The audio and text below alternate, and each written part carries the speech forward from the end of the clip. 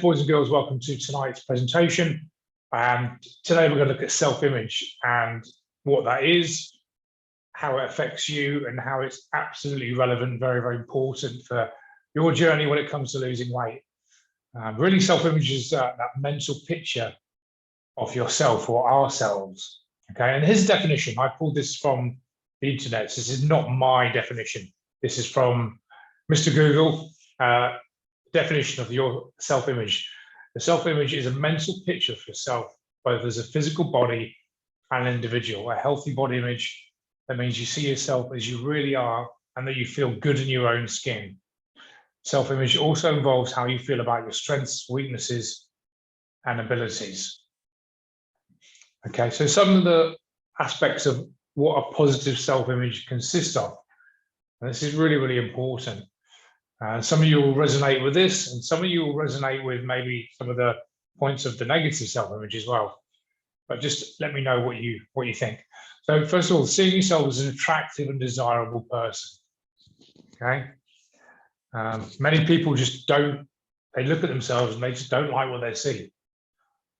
So actually seeing yourself as an attractive and desirable person is very, very important. An image of yourself as a smart and intelligent person. So many people have got very limiting beliefs. Oh, I just can't do that, or I'm not very intelligent, or I'm no good at this, and everything I do goes wrong. Those little put downs about yourself, it shows in that area you've got maybe a negative self-image. It's also seeing a happy and healthy person when you look back in the mirror. This is very, very important. And being somewhat close to the ideal version of you. I don't think we can ever get, and none of us can get to the actual perfect ideal version of you, because what does that even mean to start with?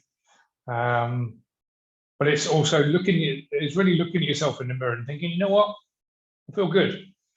I'm attractive, I'm desirable, I feel intelligent, I'm on my game, I feel healthy, I like what I see when I look at myself in the mirror, and I'm close to at least where I'm aiming for or where I'm heading for. And it's really that belief of thinking that others perceive you as all those previous points, as well as yourself. So it's all very well thinking, well, this is what I think, but it's also having that confidence to know, okay, this is what I think, but I believe that the others, when they look at me, when they think of me, they think the same. That's really what we're trying to get across. Okay, so let's look at the opposite of that. Obviously, the opposite of a positive self-image is a negative self-image. And it's literally the opposite of all those points. Seeing yourself as unattractive, undesirable.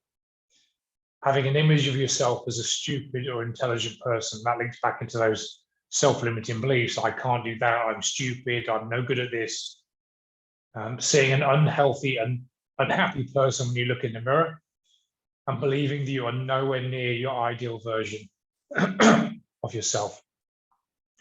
So I said before, you may resonate with some of the negative self-image, parts of the self-image, and also some of the positive. And we're obviously working towards the positive sides, but all of us at some point in our lives, maybe even right now, have had these self-doubts, these self-limiting beliefs, these thoughts and perceptions about how we are in a negative light. And that's just being human. And again, it's also not only believing it yourself, it's thinking that others perceive you as all of the previous points as well as yourself. So it's having that belief, yeah, this is what I feel. I don't feel good about myself. I'm no good. I'm not very intelligent. I'm not attractive. I'm not worthy of success for a lot of people. And others think that of me as well. Okay. So let's look at a few ideas of how you can increase self-image. And if you've got pen and paper, I mean, I'll send this recording out to you, or you might be watching this module, but get your pen and paper out now. These are really good exercises. What you can do right now, if you're feeling a little low, increase your self-image. And you'll find out why increasing or improving your own self-image relates to what we're trying to do on this program.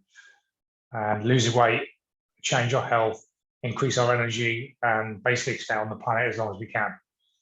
Simply list 10 things you love about yourself. Now, for some of you, this will be a lot easier than others. For some of you, this will be incredibly hard. You'll be like, I don't love anything about myself. Then we know we've got some work on your own self-image. You know you've got some work in this area. So list 10 things you love about yourself. Secondly, list 10 things skills that you possess. What are you really, really good at? Write them down. Okay. List 5 achievements of which you're very proud. And this could be what you're doing right now, what you did in the past, what you did as a kid, but just, 5 times why I was really proud of myself when I did this, this, and this. And list 3 times you've overcome adversity in your life. And here's the big one, list 50 things you appreciate about life. And there's hundreds. And again, it depends where you are physically, mentally, emotionally. That, for a lot of you, will be extremely difficult. It's an extremely difficult task. I've been through that a few times, and it's not easy. And I would consider myself as having a very positive self-image. But it's very illuminating of what you believe and where you see yourself and your thoughts. And that's what I try and do in this program. I'm trying to help you lose body fat, of course, but also we're trying to develop ourselves. So we're strong physically, also mentally and emotionally. So have a go at one. You like this, yeah? Really, yeah. Good for piping up, Nate. So yeah, please do. I mean, you're new to this, Nate, so this is great. But yeah, try these. As we go through the program, you'll see there'll be a lot of this. And this is why I like to teach these on the Thursday night on the presentation. But as I was saying, either pick one of them or do all of them. Do one day, one the next day. But I'm glad that you see the benefit of that, mate. So thank you. All right. Here's one of my ones. This is, I say one of my ones, one I use personally on a daily basis. And I worked with a coach, it was a couple of years ago, a guy called Paul Mort. So this is not my formula. I don't even think it's his formula. I think he got it from Tony Robbins or somewhere else, but it's one that I like to use. And it's called the 3x3 formula for happiness and gratitude. And this is really simple. Those ones can be quite advanced. There's a lot, 10, 5, there's a lot of things to do, but this one's very, very simple. So see what you think to this one. Do this every morning. Get your pen and paper out or your journal. Hopefully you've got a journal. And literally write down 3 people that you love and 3 people that love you. Simply that, and try and, if you're doing it on a daily basis, you're probably going to run out of people after a few days. You probably don't love that many people, but write down the first day, write down the obvious. Could be husband, wife, children, best friend, family member, whatever. And 3 people that love you, okay? And then write down 3 things you're most proud of. Could be your job, could be an accomplishment, a promotion, your children, or anything. Doesn't matter. Whatever's pertinent to you. Write down 3 things you're most proud of. And then write down 3 things. It's the important one. 3 things you're most excited about in the future. So it's almost like in the present, possibly looking at things you've done in the past, and then also looking at things in the future. So we're looking at all 3 sort of time elements of life. And this is something I try and do every day. I hold my hand up. Don't get it done every day. Don't get it done every day. Sometimes I miss a couple of days. I at least get it done a few times a week. And what I try to do it every day. It doesn't always happen. But if you don't do it every day, do it on a day where you just don't feel as good. If you get up and some mornings, you're just all out of sorts. You think, I just don't feel good. I'm a little bit tired. I'm maybe a little emotional. I've got a lot of thoughts going on. Whatever going on in your head, this gets you back thinking in the present and actually getting you to realize what you have. And usually what you have is a lot more, it's probably better than you realize. A lot of the times we forget where we are, where we're going, and where we've been. And this gets you into the present. Think, I do love people and people do love me.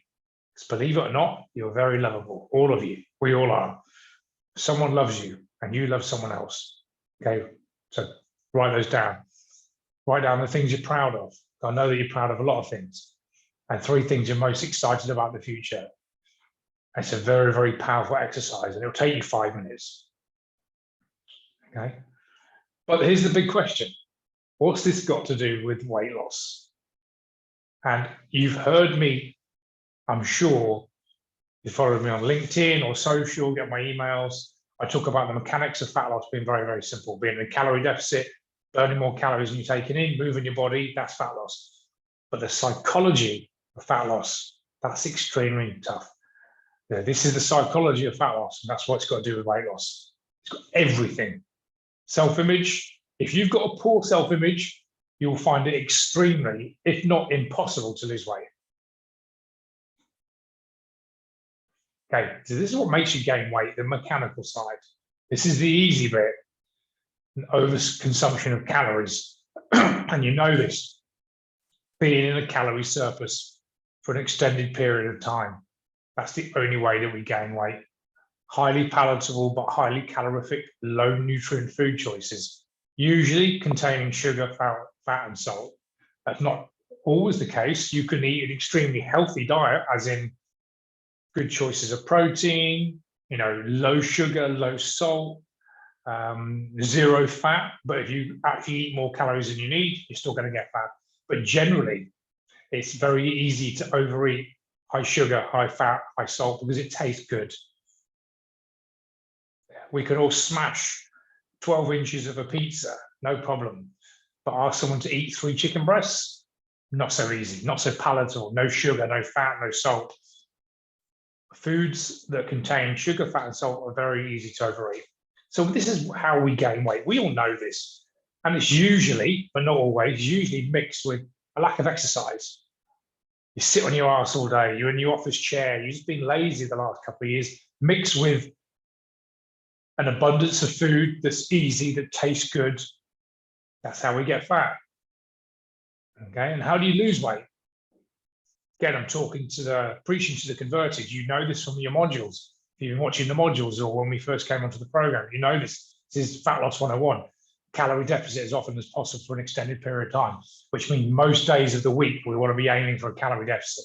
And on the days that we go over, that's not a problem, as long as we pull it back for the end of the week and continue to be in a calorie deficit by the end of the week. That's how we're going to lose weight, mixed with exercise. And that's that. That's how you gain weight. That's how you lose weight. And here's the big question. Why do so many people lose weight but revert right back to where they started? And this is the psychology of fat loss. This is the missing piece of the puzzle that will literally stop you. When I mean you, I mean all of you as a collective. It will stop you losing weight in your tracks. You will always lose weight and go back to where you started. Lose weight, go back to where you started. Lose weight, and then put even more back on. Unless we fix the psychology, your beliefs, your self-image, self-esteem, all these things. Going back to that negative self-image again. So recap, seeing yourself as unattractive and undesirable. Having an image of yourself as a stupid or intelligent person. Seeing an unhappy, unhealthy person when you look in the mirror and believing that you're nowhere near your ideal version of yourself. And it all comes down to what I call the internal thermostat.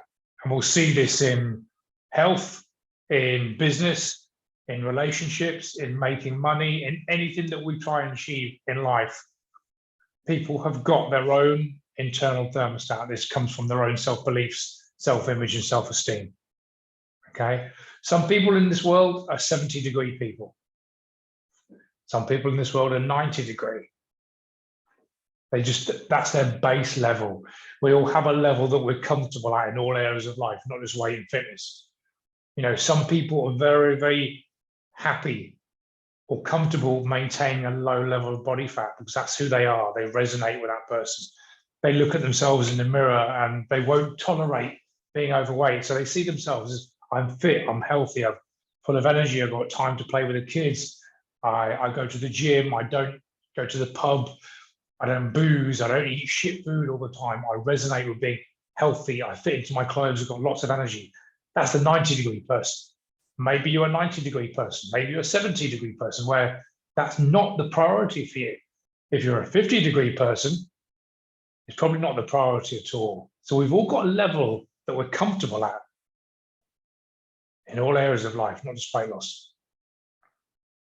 And this is the same as the aircon or the radiator's thermostat. It kicks in. So when it gets too cold in a room, what happens?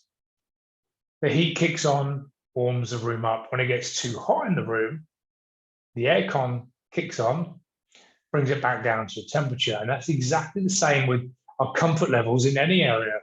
Losing body fat, relationships, money, business, anything that we've got a level of comfort, a comfort level. So when you rise or dip below your level, you always feel uncomfortable. Take it to money. Let's say someone's earning $50,000 a year, $50,000, and they get a pay rise. They take a massive chunk, go to 100,000. Now, for some of you watching this, 100,000 isn't a lot of money, but for some people, it's a hell of a lot of money. They go from 50,000 to 100,000 literally overnight within the next month. You would think, okay, they've got an extra 50 grand in their life. They should be able to cope with that. But very often, when someone gets a big pay rise very, very quickly, is they buy a big house, bigger TV, bigger car, get into more debt, have more credit cards. They just almost seem to self-sabotage, end up having more debt than when they had less money, because it was uncomfortable, even though they got more. Almost like the success caused a level of discomfort that they weren't used to, they didn't like.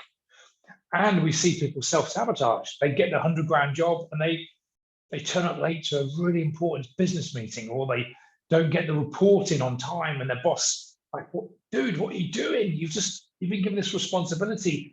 Like, are you trying to get sacked here? And they don't even know they're doing it. Sometimes it's conscious, but often it's subconscious. There's more like an unconscious reaction of them feeling uncomfortable. And they get sacked and go back to being a 50 grand person. They're like, you know what? Maybe I was only meant to be a 50 grand person. It's the same when you lose body fat. You lose 30 pounds, unless you can deal with being there and hanging around with people that are fit, healthy, and go to the gym and don't hang out at the pub and go to bars and eat crap food. Oh, it's uncomfortable. I don't want to be there, even though I look and feel good. I want to go back to where it makes me feel comfortable. Make sense? Sure it does. Here we are. That's a good analogy. That's a great analogy. Yeah. Good, mate. It's very true. But it gets worse. I think I've described this slide ahead of my time.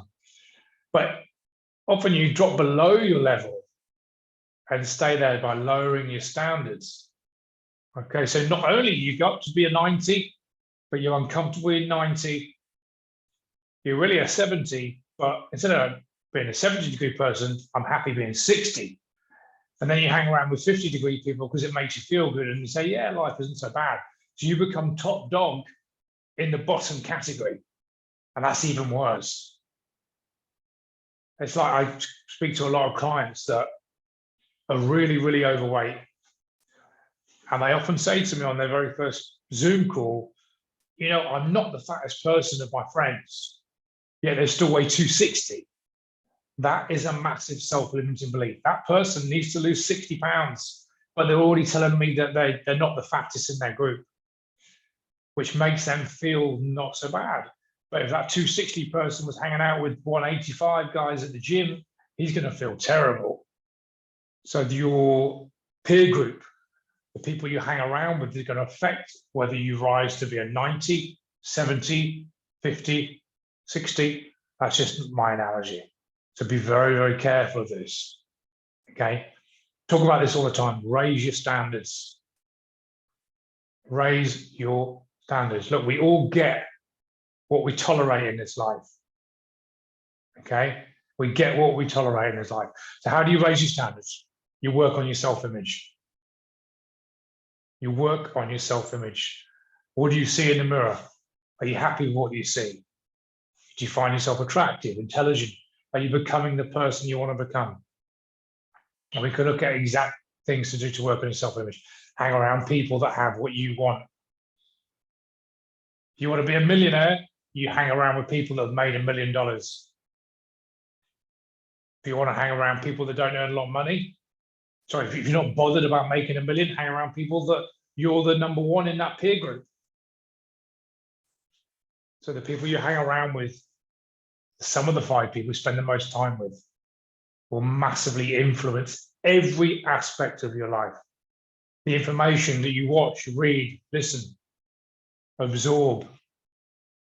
So not only what we're taking into our calories, through our diet and nutrition, It's the environment. It's the information, the news channels, the newspapers, the podcasts.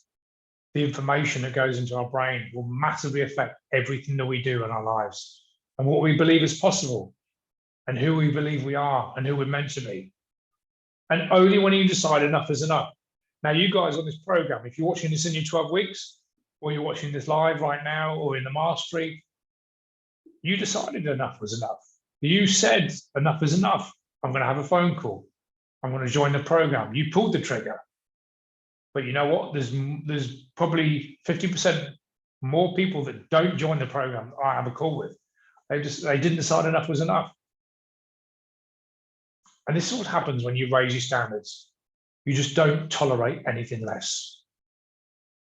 If you're that 70-degree person, you drop to 65, you don't settle. It gets uncomfortable when you drop. It's the opposite. Your baseline is 70 degrees, drops to 65, it's cold. I don't want to be there.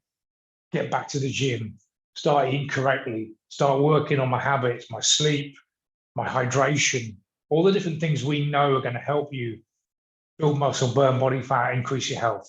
You don't settle. You're not prepared to drop there. You do all you can to get back to 70 degrees and even go beyond. And it all comes down to raising your standards and say, enough's enough. I'm not going to tolerate where I am now. And you have to get serious about this. It becomes non-negotiable. It's not even a choice. It's just, this is who I am. This is who I'm going to be. This is who I resonate with.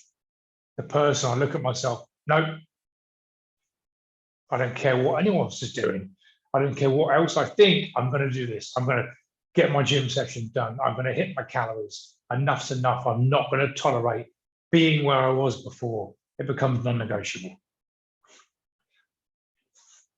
I said this earlier on, my own slide here. The mechanics of losing weight are simple. The psychology is often very, very hard. So where do you start? How do we wrap this all up? You know, what's the first points that we want to look at? And, you know, what can we do on a daily basis? First of all, I want you to know that you are worthy. A lot of people, when they start to lose weight, they don't believe, one, they don't believe it's possible. So maybe they almost self-sabotage, do everything they can to not get the result they think they want. But also, secondly, they don't believe their own true value. They don't believe that them achieving that goal is worthy. Maybe I don't deserve to lose that body fat. And that could have come from a whole host of psychological reasons. But you are worthy. You can achieve that goal. You are worth it. You can achieve your goal and you can stay there. If you've put body fat on, here's the thing, we know you can take it off. I'm not destined to have extra body fat. You do deserve it just as much as the next person. And look at the 3x3 formula every day.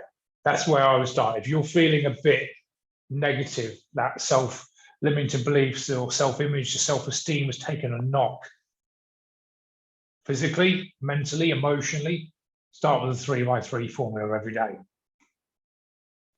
And this brings me to the end of this glorious presentation. Glorious presentation. It's glorious.